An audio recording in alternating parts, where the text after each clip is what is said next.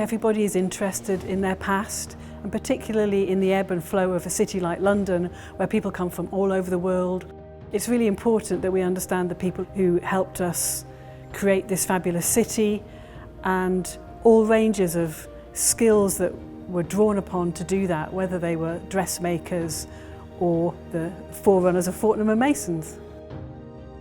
Because we're in the centre of London, the burial ground that was attached to the church in 1684 filled up very quickly.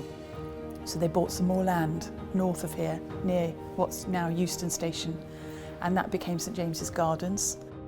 And so the exhibition that we've got in the church at the moment is of parishioners who were buried in that extended burial ground. It's kind of in the late 18th, early 19th century.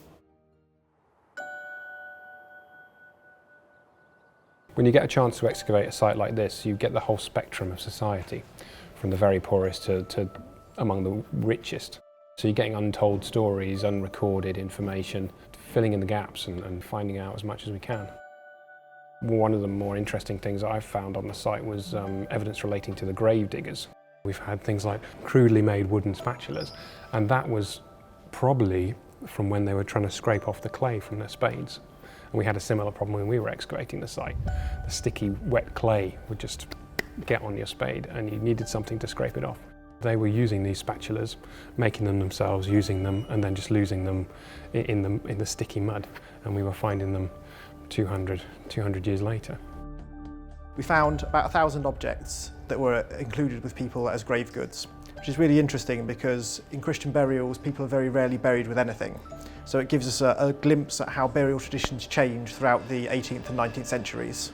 We have over 100 of these little tortoise shell combs. These were used as hair ornaments.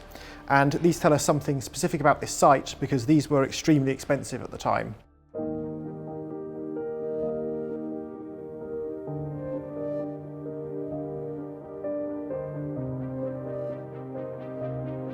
What's been really striking for me about this project is the innovative use of cardboard. The figures, I've never seen anything like it really. The Mola team have each kind of dressed up, if you like, from the period and then been 3D scanned as these figures, and that's how the models have been made, which is a totally fascinating process. You find yourself sat next to, for example, Elizabeth Mercer.